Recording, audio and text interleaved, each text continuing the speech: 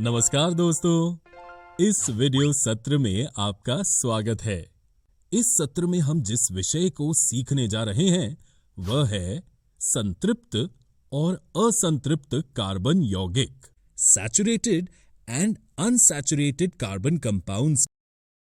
तो बच्चों, इससे पहले कि हम अपनी चर्चा आगे बढ़ाएं, हमें पता होना चाहिए कि हाइड्रोजन और कार्बन से बना एक यौगिक हाइड्रोकार्बन कहलाता है और ये हाइड्रोकार्बन दो प्रकार के होते हैं, संतृप्त हाइड्रोकार्बन और असंतृप्त हाइड्रोकार्बन।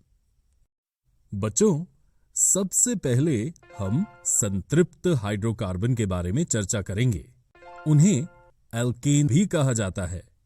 हाइड्रोकार्बन जिसमें कार्बन परमाणु केवल एकल बंध से जुड़े होते हैं, उन्हें संतृप्त हाइड्रोकार्बन कहा जाता है। इसे एल्केन भी कहा जाता है। इस प्रकार हाइड्रोकार्बन जैसे मीथेन, ईथेन, प्रोपेन और ब्यूटेन को एल्केन कहते हैं। इन सभी संतृप्त हाइड्रोकार्बन के नाम एन के साथ समाप्त होते हैं।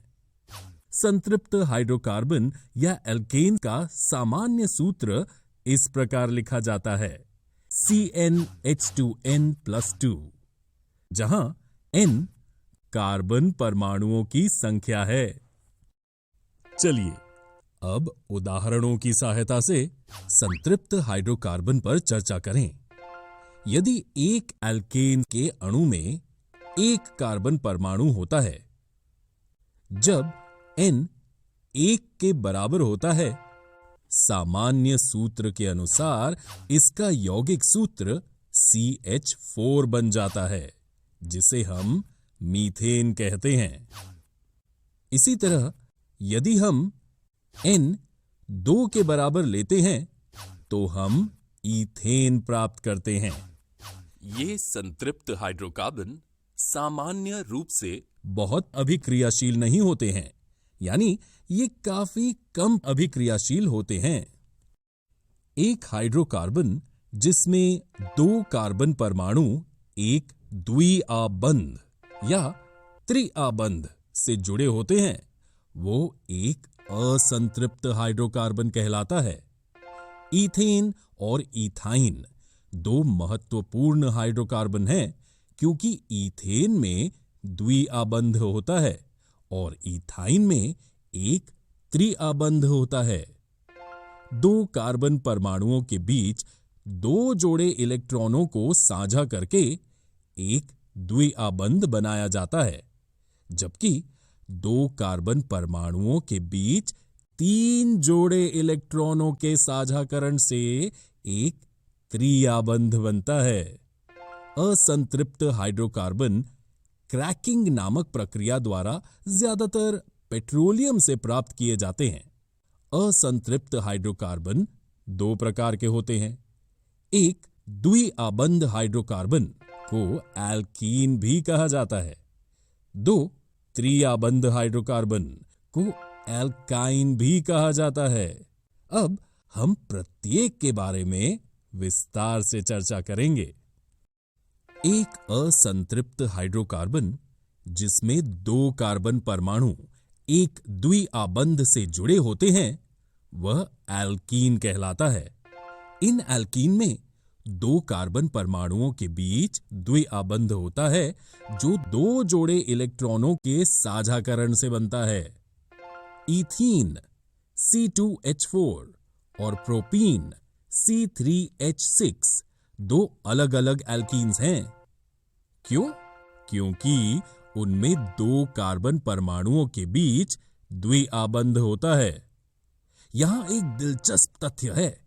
बच्चों, क्या आप जानते हैं कि केवल एक कार्बन परमाणु होने पर कोई एल्कीन नहीं हो सकता है?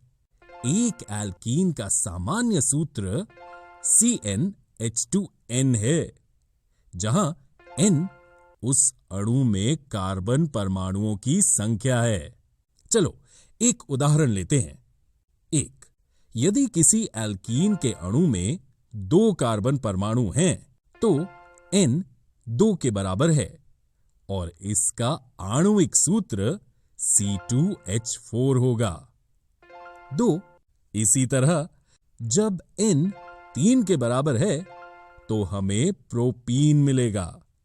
सबसे सरल एल्कीन इथीन है और इसका सामान्य नाम इथिलीन है। आइए अब एल्काइन के बारे में चर्चा करते हैं। ये असंतृप्त हाइड्रोकार्बन है जिसमें 2 कार्बन परमाणु त्रिआबंध द्वारा जुड़े होते हैं।